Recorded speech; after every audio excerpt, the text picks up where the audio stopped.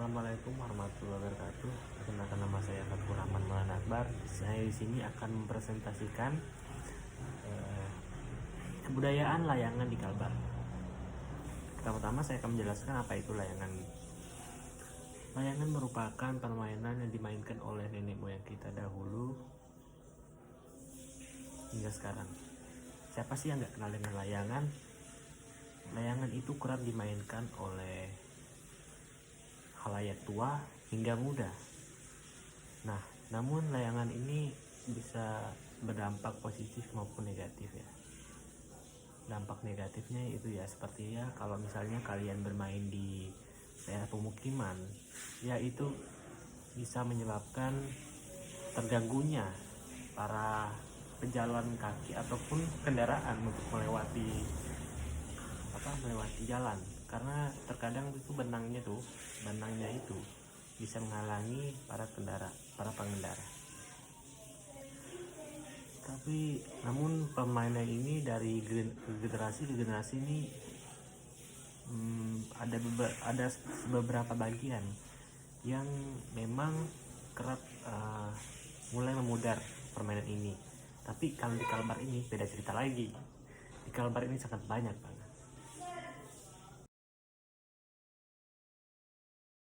Nah, selanjutnya saya akan menjelaskan sejarah layang-layangan. Jadi tuh dulu layangan terkenal di Cina sekitar 3000 tahun yang lalu ya. Nah, pada saat itu layangan itu masih menggunakan bahan-bahan yang berasal dari kain sutra, terus dengan bambu yang gagah untuk membuat kerangka yang kokoh.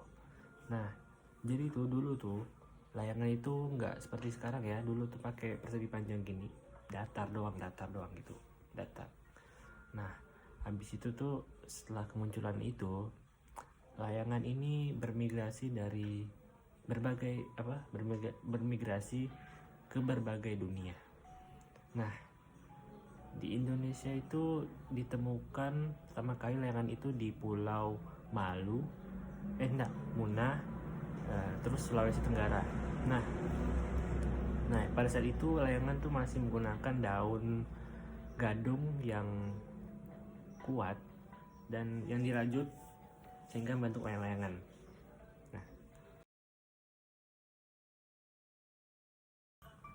Nah, selanjutnya saya akan menjelaskan gimana layangan di Kalbar ya.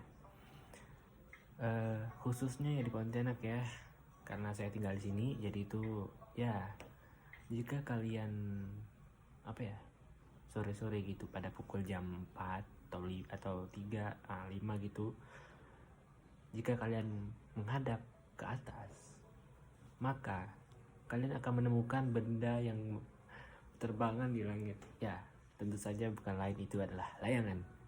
Nah, mengapa? Saya ya, dari dulu hingga sekarang nih, layangan tuh masih banyak banget. Nah, di Kalbar itu ada istilah ya namanya tuh nyau. Nah, nyau. Nah, nyau ini artinya yaitu ketika ada layangan yang putus di udara.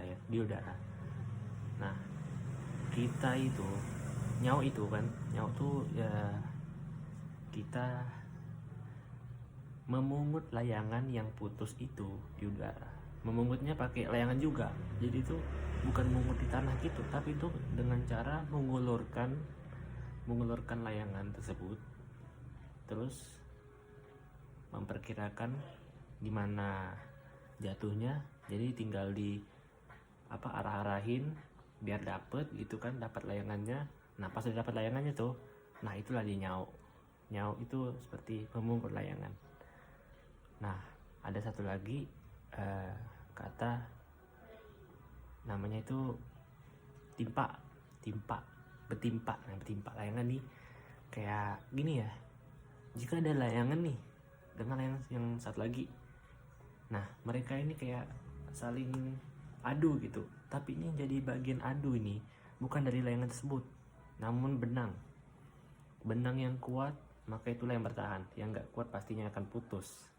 Jadi biasanya tuh dulu banyak yang menggunakan benang gelasan karena benang gelasan itu sangat kuat. Kalau diadukan dengan benang nilon atau benang pancing itu tentu pastinya kalah. Jadi betimpa itu intinya adu benang, siapa yang kuat dia yang tahan, yang kalah putus.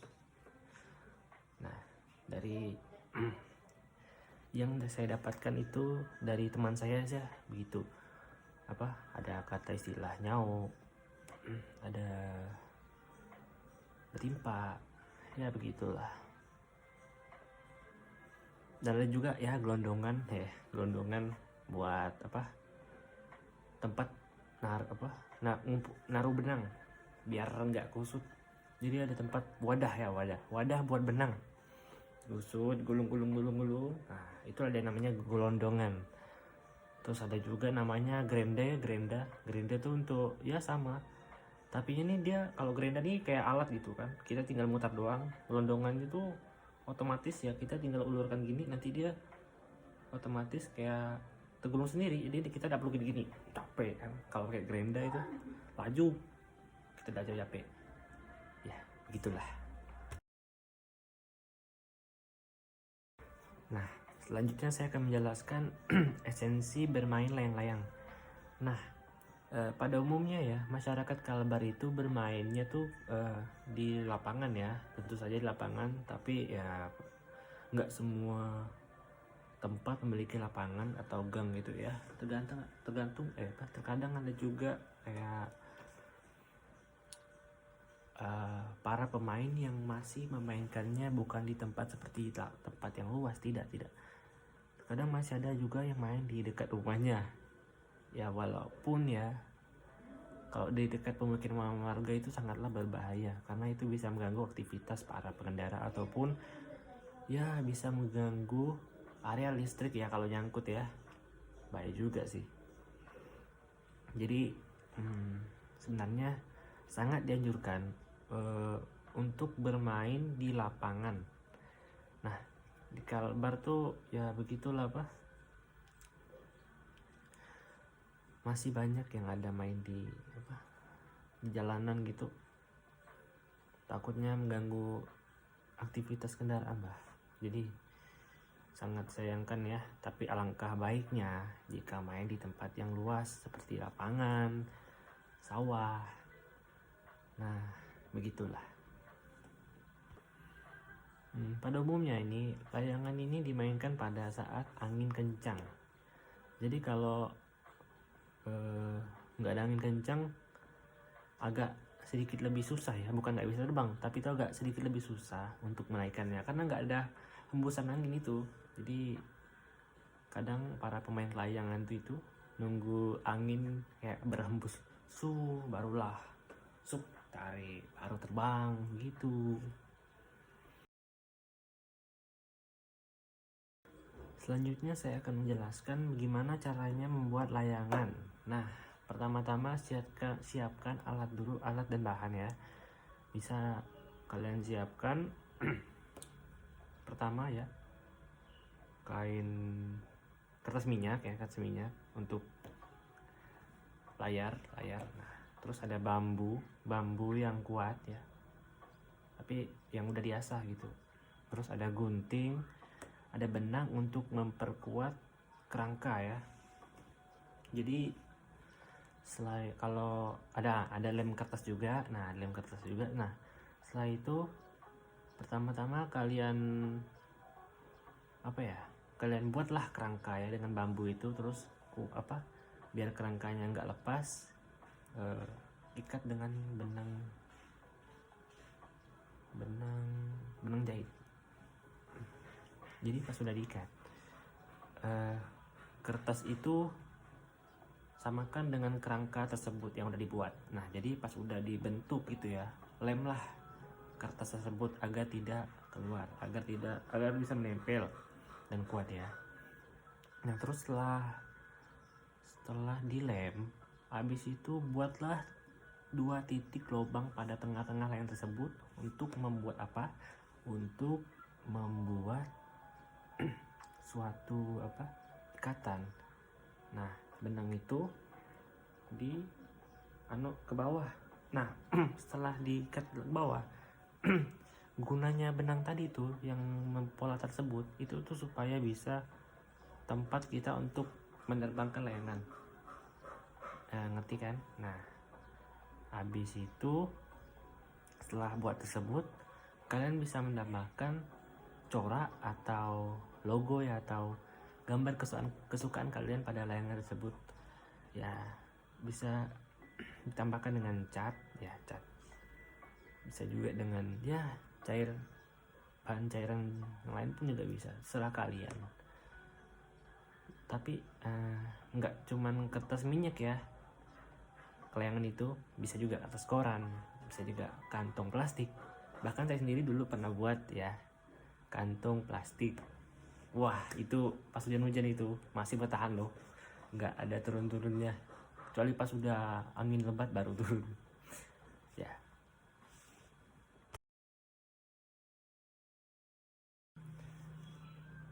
Adapun unsur sosial ya yang didapatkan dari bermain layangan ini, dari permainan layangan ini. Nah contohnya seperti gimana ya, di suatu tempat pasti ya kadang nggak cuman sendiri ya orang yang main layangan itu, kadang juga ada ramai itu kan dalam satu tempat kayak lapangan sawah itu kan biasa berjejer gitu kan orang kan. Nah di situ biasanya orang bisa berinteraksi dengan mudah gitu ya. Contohnya ada orang yang kayak mungkin butuh benang yang cukup untuk mengulurkan layangan agar bisa terbang lebih jauh lagi, ataupun ada yang memerlukan gerenda atau nah begitulah, terus minjam ke orang yang punya benang tersebut. Nah jadilah mereka bisa berinteraksi, terus kalian berkenalan.